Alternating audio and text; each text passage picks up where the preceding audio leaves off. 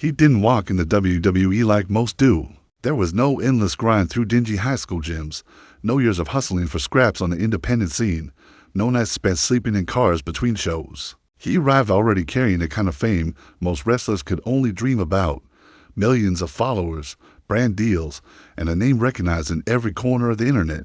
For WWE, it was a gold mine. For him, it was supposed to be the start of a new chapter. But the thing about walking into a room with the spotlight already on you, everyone notices the shadows it casts. From the moment his music hit for the first time, the sound wasn't admiration. It was a wall of noise soaked in disdain. Boos rolled through the arena like thunder, not because he had done anything in the ring yet, but because to them, he represented everything wrestling claimed to hate, privilege without the proving ground. The wrestling world prides itself on the grind. The unwritten rule is that respect is earned in miles, not minutes. You work your way up, you bleed for it. You get passed over for years, and if you're still standing, you've earned the right to be there. But he bypassed that road entirely, stepping into the biggest stage in the industry like it was just another line on his resume.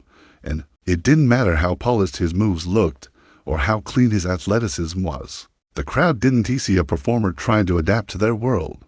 They saw an outsider playing dress up in it. Every perfectly executed frog splash, every daring high spot, every risky move he pulled off, instead of silencing the crowd, seemed to make them boo louder. The irony was suffocating. The same mainstream spotlight that made him valuable to WWE was the very thing making him radioactive to the fans. The harder the company pushed him as a marquee name, the more the audience dug in their heels. They didn't want him to succeed.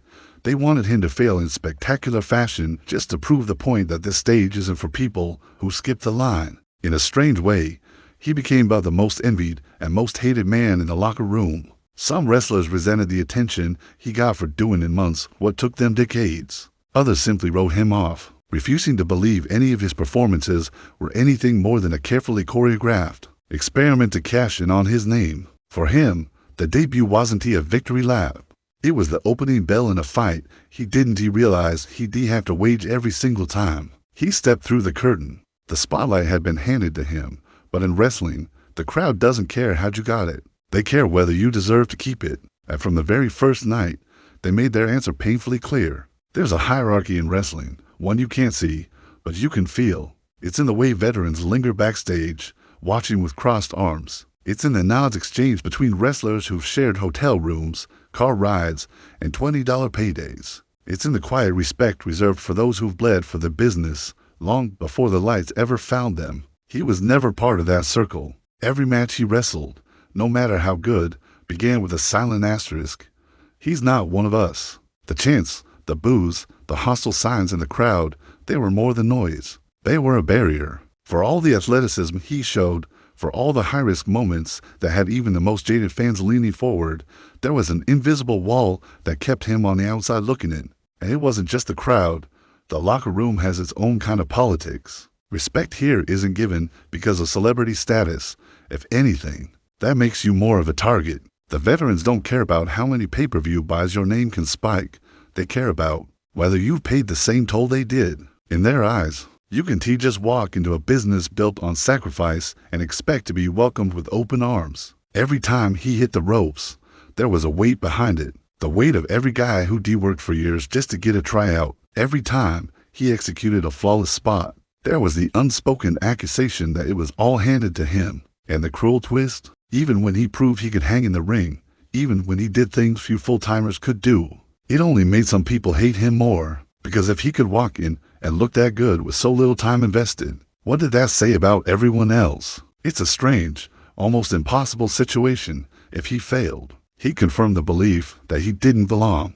But if he succeeded, he'd make enemies of the very people whose respect he was trying to earn. There was no middle ground. Every appearance was another test with a passing grade that never counted. The chance of "you don't belong here" weren't just coming from fans in the stands. They echoed backstage too. Maybe not in those exact words, but in the side eyes, the half-hearted handshakes, and the way conversations would stop when he walked into the room. The outsider tag wasn't just a label, it was a sentence. One that no amount of 5-star matches or viral moments could erase. And in a world where belonging means everything, he was learning that sometimes the worst thing you can be in wrestling is someone who wasn't supposed to make it here at all. Wrestling loves a redemption story, but it never forgets the mistakes that came before it. Every performer walks to the ring carrying baggage, but his was heavier than most. It wasn't just about his rookie status or his lack of wrestling pedigree. It was about the life he lived before he ever set foot in the squared circle, and the controversies that had followed him like a shadow. The arena lights might have been blinding, but they couldn't wash away the headlines burned into the minds of millions. Scandals, public missteps, moments that made him a villain in the eyes of the internet long before he ever faced a wrestling crowd. And wrestling fans, they are some of the most unforgiving in sports. They catalog history like archivists, never letting a public figure's past fade into obscurity. Every time he stepped through the ropes, the past walked in with him. It wasn't spoken out loud, but you could feel it in the jeers, in the way certain fans held signs that had nothing to do with wrestling. His matches weren't just judged on what he did between the bells. They were framed through the lens of everything that came before. In that way, he was wrestling to opponents every night, the one in front of him and the ghost of his own history. For wrestlers who come up through the ranks, the slate is relatively clean. They build their reputation here, brick by brick, earning or losing trust entirely within the wrestling world. But for him, the story began years earlier, and the wrestling ring became just another stage where his public image was on trial. It didn't matter that he trained, that he improved, that his in-ring performances were technically sound. Some people weren't looking for skill, they were looking for a reason to boo. And when the past has already given them all the ammunition they need, every cheer you earn feels like a borrowed one, ready to be taken away at the first slip-up.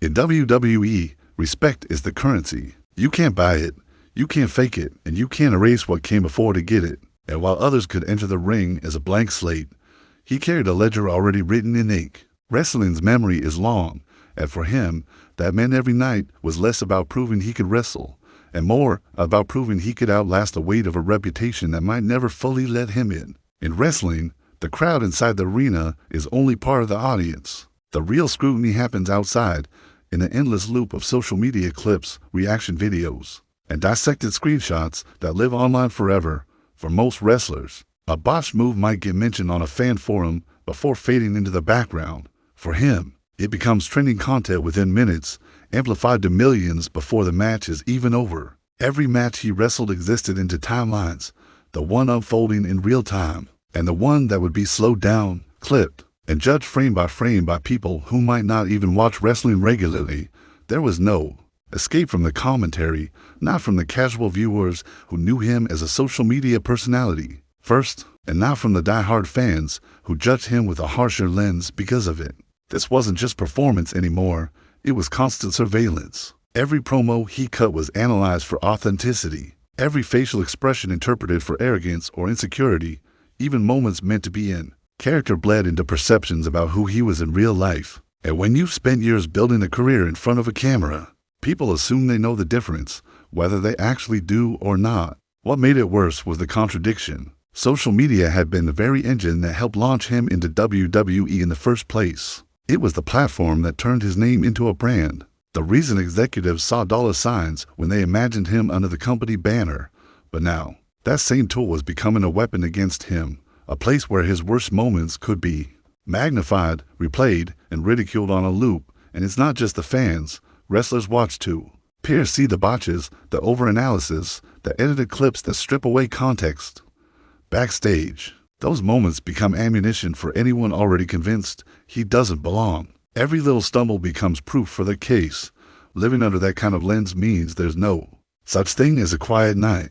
There's no safe match to work the rust off. No time to experiment without the risk of it being turned into a meme or a headline. Even the smallest misstep becomes part of the public record. In wrestling, you're always one performance away from changing how the world sees you. For him, that performance is always one click away from being weaponized. And when the spotlight burns that hot, you're not just wrestling under the lights. You're wrestling under a microscope. Most wrestlers are given time to grow. They start with small matches, work dark shows, and learn the craft away from the brightest lights. The slow build isn't just tradition, it's a shield. It gives them space to stumble without the whole world watching. But he never got that luxury. From his very first match, the stakes were sky high, the stage massive, and the audience hostile. There were no warm-up bouts in front of a few hundred people. His training wheels came off under the glare of pay-per-view spotlights, with millions watching live and millions more waiting to judge online.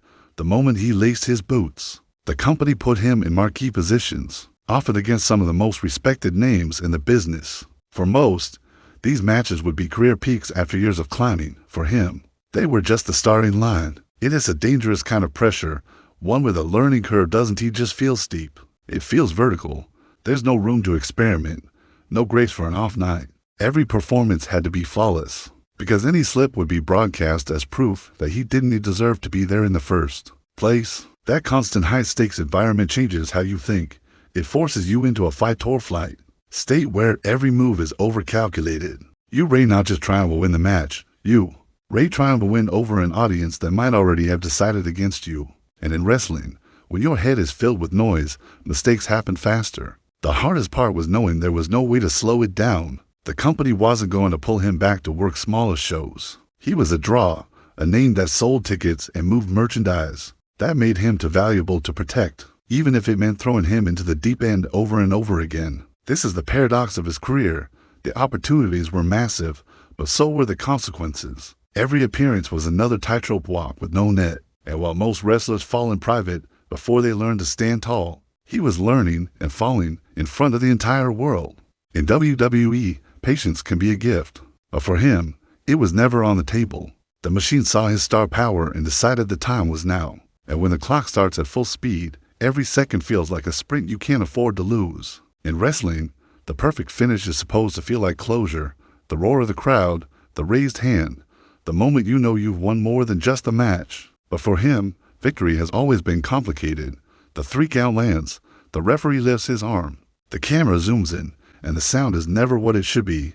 Sometimes it's boos, sometimes it's silence. At best, it's a split reaction, cheers that feel polite, not passionate.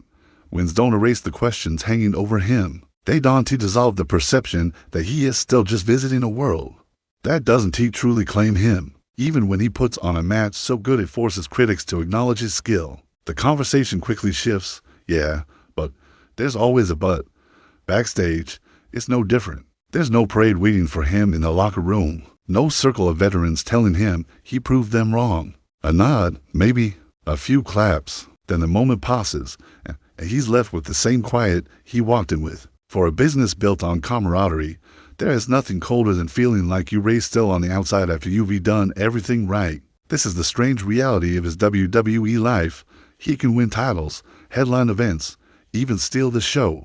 But the respect he came here to earn still hovers just out of reach. The fans he's converted are loyal, but they're outnumbered. The peers who've softened still keep their guard up. The company may see him as a star, but in wrestling, the company's opinion is only part of the equation, and so every victory feels a little hollow. Because while the record books will remember the wins, the man living them knows the truth. They don't fill the gap.